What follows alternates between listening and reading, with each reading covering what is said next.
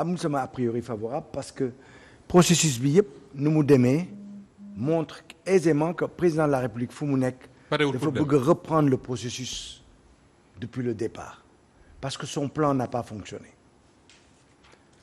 Dame wax na ko tout à l'heure son candidat bu mu jël tient pas la route par rapport au sondage. Bon, moi je suis pas dans le secret des dieux, mais en général sondage yu ñëpp di joxe donne vraiment le dernier du peloton de tête, c'est Amadou Ba est dernier quoi. Mais il est dans le peloton de tête. Mais oui, mais il est dernier. Mais quand même, un parti au pouvoir ne peut pas être insignifiant de l'ordre de quelqu'un qui est inconnu et qui est candidat quand même. On est d'accord. Maintenant, la deuxième chose, c'est que il ne voulait pas de Diomaye. Il voulait pas quelqu'un du PASTEF. Il voulait pas quelqu'un de la galaxie PASTEF. Il y en a. Et c'est là qu'on voit que le combat de Sonko a été foofu la ñuy xamee combat Sonko bi. C'est un combat qui est quand même intelligent. Parce que moi, j'étais même parmi ceux qui doon wax mais pourquoi mënul am plan B? Mais PASTEF, pourquoi il veut pas avoir un plan B? ñu jeexal ci etc. Ils ont résisté. Ne plan B amuñu ko. Et à la fin, on a vu qu'effectivement, ils avaient un plan. Ils avaient plus qu'un plan B. Absolument. Exactement. Et c'était intelligemment joué. Ils nous ont dribblé là. Troisième élément, il s'est rendu compte que Karim Wade, bu nga xam ne mënoon na si accroché wu pour X raisons, c'est des libéraux, ils peuvent garder le pouvoir comme Wade l'avait demandé, etc., tombe à l'eau. Quatrième élément, PDS amul plan B. Amul kenn dans les 20 ku koy mun représenter. C'est-à-dire ñoom ñoo gën a ci dee ñëpp ñoom. Habib. Ah. Habib si. Non, Habib bu mu amee parrainage ku ko jox. Donc tranquille, ouais. Donc à partir de là, on se rend compte que l'échiquier, ce qui est présent, ne l'arrange pas.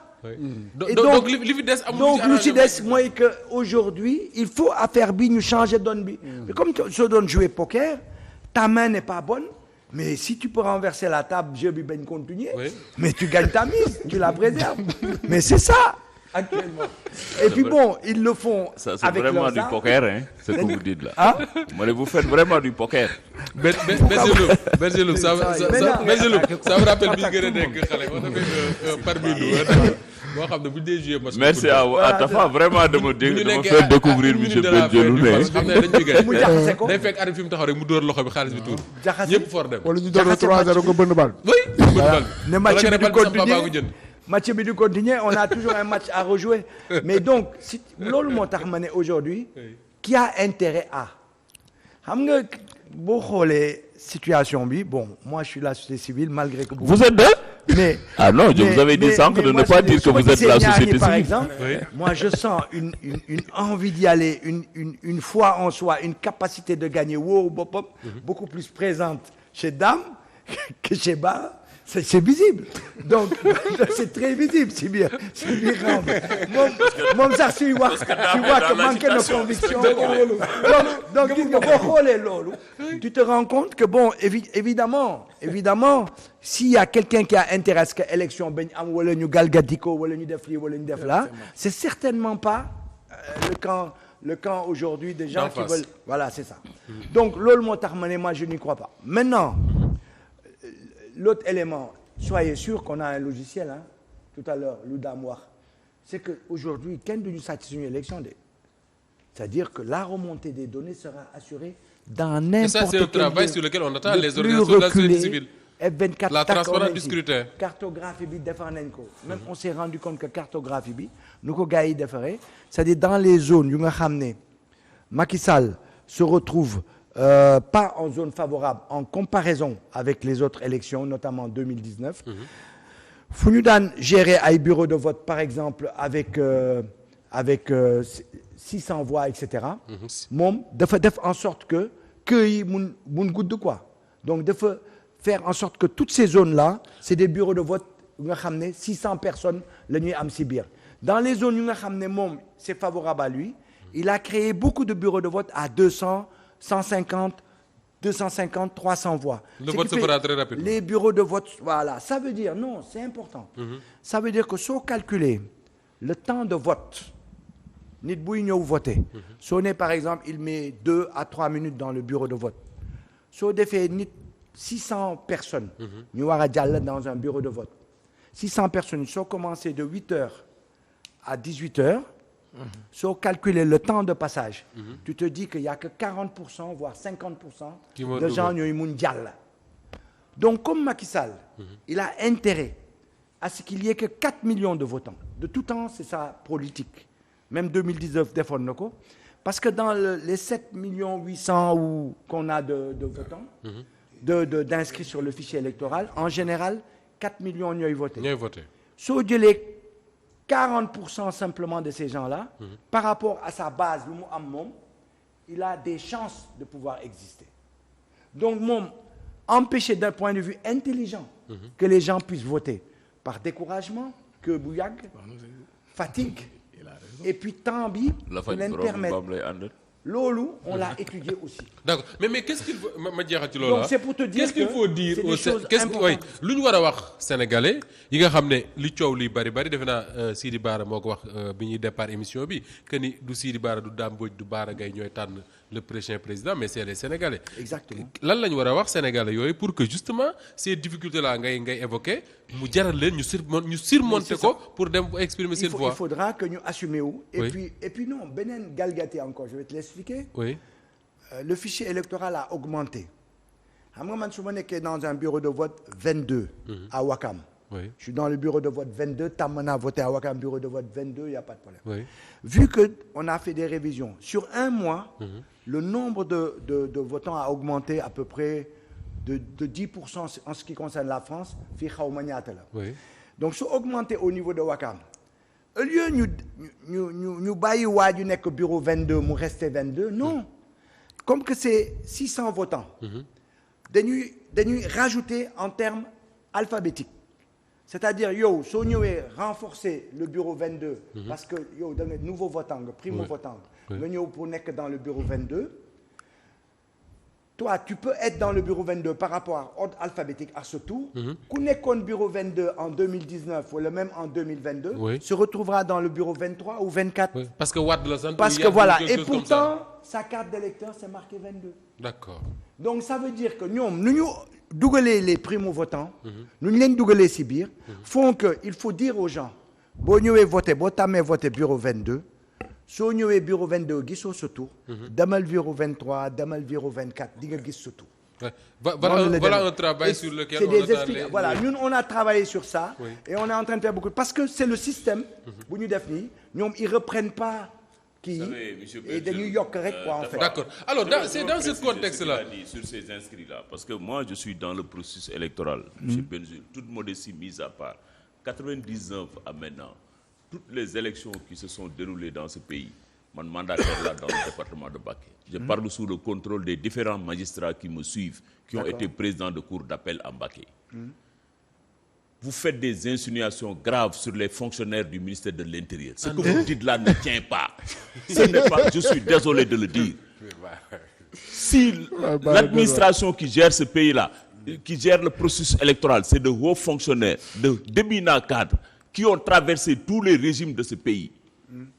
Vous pensez que nous, même gérant le ministère de l'Intérieur, si on avait la possibilité de tripatouiller des élections, l'opposition allait gagner Dakar, Ziguinchor, ailleurs. Qui a le temps de manipuler le fichier électoral sur ça? Non, je suis désolé, M. Benjeloun. Il y a des choses, vous n'avez pas le droit de le dire sur un plateau de télé. Le processus électoral au Sénégal ne souffre d'aucune ambiguïté. La vérité, élection UNIDEM, l'opposition a gagné les plus grandes villes de ce pays. C'est vrai. On sort d'élections législatives où il y a eu un ballottage. C'est vrai. Est-ce qu'on a la possibilité de tripatouiller les élections à travers des inscrits? Ce n'est pas vrai. D'accord. La carte électorale, c'est les préfets qui les définissent. Quand les gens ont fini de s'inscrire, ils découper la carte électorale. C'est comme ça que ça se passe. Mais Bara, voilà. On crée de nouveaux lieux de vote et de nouveaux centres de vote. Quel est le fonctionnaire qui a la possibilité de manipuler tel électeur à travers les électeurs? Vous pensez que les primo-votants dont vous parlez là, tous ces primo-votants là sont de l'opposition? Ce n'est pas vrai. D'accord. Quelle est la base scientifique que vous avez pour dire que les primo-votants sont contre le pouvoir? D'accord, Bara. Ça ne tient pas. Très bien.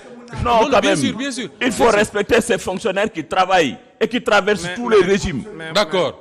Ah non, je suis désolé, mon frère. Alors Bara léegi nous sommes au Sénégal, il y a des choses que vous ne devez pas toucher. Bara s'il vous plaît wax nag day am fu. Ah non. may ko m'expliquer, allez-y. Après s'il le Ah non, quand même. Mais j'accepte ta critique. Moi, je suis dans le Mais processus électoral. attends, mais je vais- s'il vous depuis plaît. des années. Bara li mu wax nii. après soo bëggee mën nga wax ci tontu de. mais Il y a des dama lay éléments de tontu. réponse. après soo bëggee Mais wax ma tontu y a pas la. de souci. Mais Allez-y, Maguette continue. Tanda man problème je vais essayer Non, de... il doit retirer ce qu'il a Non, il ne retire dit. rien. Il doit retirer ce Il ne qu'il a retire rien dit. d'à part. Ça ne Je tient vais pas. justifier. Je suis désolé, grand Je vais frère. justifier. Vous devez retirer ça.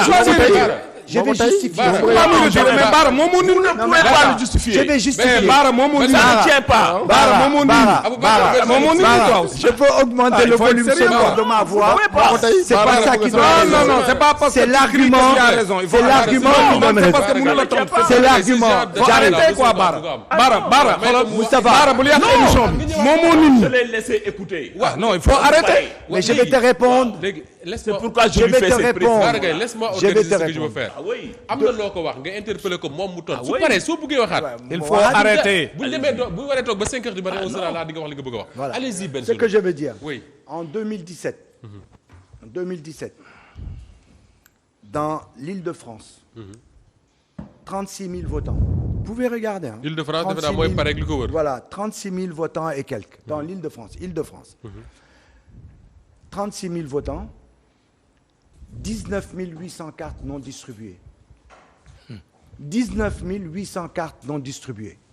Nous avons écrit à la Sénat. On l'a déposé, on l'a même donné à feu Badara ABC, Alioune Badara Cissé. médiateur, pour que nous déposions quoi à la Sénat. La Sénat nous a donné raison. Et pourtant, on a validé les élections. Ça, c'est le comportement Mais- des Sénégalais. Vous ne nous laisse-moi apprenez terminer. rien. Bara. Les Sénégalais Mais ne Bara, retirent pas mais leur Bara, carte respectez électorale. les nit yow tamit. S'il vous plaît. Non. Mais Bara, respecte les gens. Là, ça n'a rien à voir Mais avec Bara, les gens. respecte, c'est son temps de parole. Il est libre. Bara après Faut arrêter. li nga bëgg a wax après nga wax Mais ko. quand même. Tu as pris mon temps de parole. Allez, Non, Bara, non, ouais, allez, d'accord, mais il faut Donc, le respecter. 19 000 Il votants. faut le respecter. Oui. 19 000 Ah, votants. non, Tu non. vas aller laisser Et raconter à ce comme jour- ça. Non, il faut le respecter. C'est un minimum. C'est son temps de parole. Et à ce jour, Ah oui, il faut on a arrêter. un déficit de cartes Oui. Y a non mon mine. distribuées Oui. Comment il y a qui mon sont mine, de quoi. l'ordre de 9 800. C'est-à-dire que de 2017 ba léegi, Macky Sall moo fi mus indi loolu. Deuxième chose, Oui.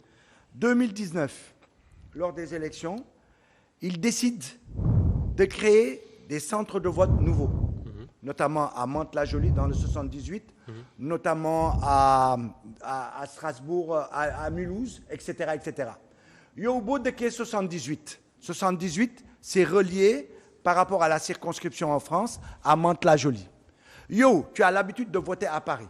Mousso dem devant la commission de révision des listes électorales ne man dama bëgg a changer bureau de vote.